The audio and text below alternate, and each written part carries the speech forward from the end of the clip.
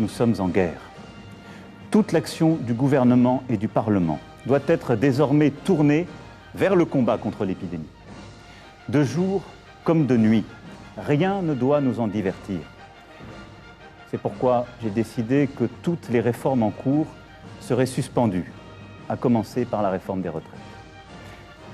Dès mercredi, en Conseil des ministres, sera présenté un projet de loi permettant au gouvernement de répondre à l'urgence et, lorsque nécessaire, de légiférer par ordonnance dans les domaines relevant strictement de la gestion de crise.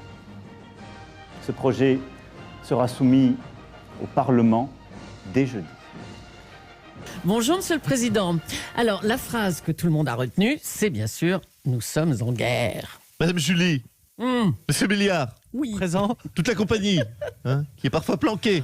Nous sommes en guerre, et ce, quoi qu'il en coûte. Et je rajoute, pour ceux qui ont des maux de gorge, je dirais même que nous sommes en glaire. Bélier. Oh non, ça c'est pas utile, alors vraiment. Oui, alors. écoutez, on fait ce qu'on peut. Béliard, bordel, votre... Non, mais c'est pas vrai, non, mais je rêve. Votre uniforme, là, est-ce que c'est comme ça qu'on présente un uniforme devant son supérieur hiérarchique, regardez, avec des miettes sur le plastron, On n'a plus le respect du drapeau. Je rappelle que je suis le chef des armées, bande de ramollos, et j'ai besoin de l'élite, oui, l'élite des citoyens, pour servir ma chère bannière tricolore. Vous savez quoi? Vous n'êtes pas... Non mais je vous regarde, vous n'êtes pas des Gaulois réfractaires, vous êtes des ados chiants en fait, c'est tout. Ça va. Vous savez quoi, je vais vous filer du gel hydroalcoolique, et puis du Biactol, parce qu'à mon avis, vous avez 13 ans. Bande de mauviettes. Oh, mais dites donc, vous êtes dur ce matin, Monsieur le Président. Non mais quand on voit votre unité de réformer P4, il y a de quoi s'arracher les médailles, franchement. On est en guerre, ça perd l'hypopète. L'ennemi est à nos portes. Je dirais même plus, l'ennemi est sur les poignées de nos portes. J'ai vu tout à l'heure les présidents de l'Assemblée nationale et du Sénat afin que ces textes soient votés le plus rapidement possible. Nous sommes en guerre.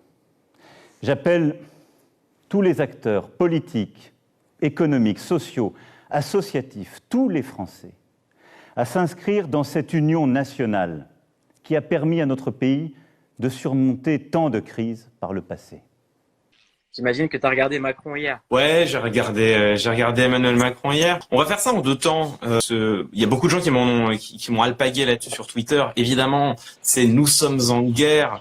C'est la formule qui a marqué tout le monde. A raison, c'est toute la structure du discours de Macron était pivotée autour de ça. Alors pour faire les points sur les i 2 secondes, on appelle ça une structure anaphorique. C'est pas vraiment une anaphore. Pour que ce soit une anaphore, il faudrait que ce soit au début de chaque phrase. La formule « nous sommes en guerre », c'est au début de chaque paragraphe. Donc c'est la structure du discours qui est anaphorique. C'est pas très intéressant, en fait. Nous sommes en guerre, selon moi. C'est-à-dire que, évidemment, c'est une métaphore. On n'est pas vraiment en guerre. La définition d'une guerre, c'est un conflit armé entre deux groupements politiques constitués, classiquement deux États. Là, on n'est pas en guerre. Donc c'est une métaphore. Ce qu'on peut dire quand même, c'est qu'elle est pas injustifiée. Enfin, la crise sanitaire actuelle, elle a les conséquences d'une guerre. C'est-à-dire que, en tout cas, une partie des conséquences d'une guerre, notamment les conséquences médicales. On voit que les personnels médicaux sont vraiment sur le pont. Eux, ils en chient et pour eux, c'est quand même un peu comme une guerre.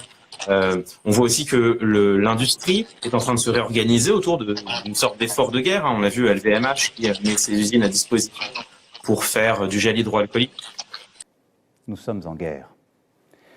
Et la nation soutiendra ces enfants qui, personnel soignant, en ville, à l'hôpital, se trouvent en première ligne dans un combat qui va leur demander énergie, détermination, solidarité. Nous sommes en guerre. Toute l'action du gouvernement et du Parlement doit être désormais tournée vers le combat contre l'épidémie. De jour comme de nuit, rien ne doit nous en divertir.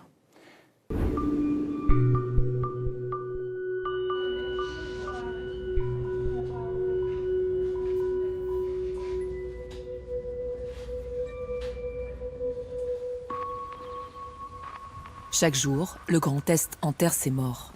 Cette entreprise existe depuis 1893. 6 générations, de père en fils.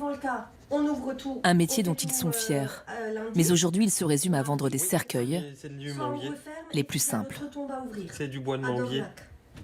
Sans fleurs, ni cérémonie. Alors celle-là, je vais dire ça. La CRS, elle est à 77. Vous avez déjà vu une situation pareille? Non, il n'y a pas d'équivalent aujourd'hui, quoi.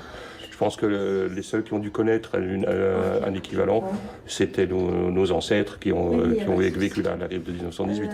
Mais je ne pense pas que quelqu'un en France, que quelqu'un pu connaître une situation comme ça. Je ne pense pas. Enfin, je ne vois pas. On s'était préparé à plein de choses, à plein de crises, mais jamais quelque chose d'aussi important et jamais aussi quelque chose d'aussi long surtout.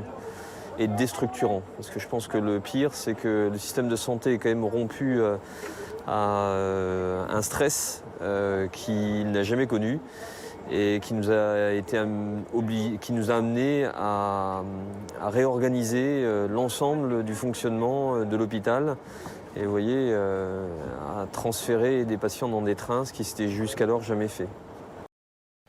Nous sommes en guerre.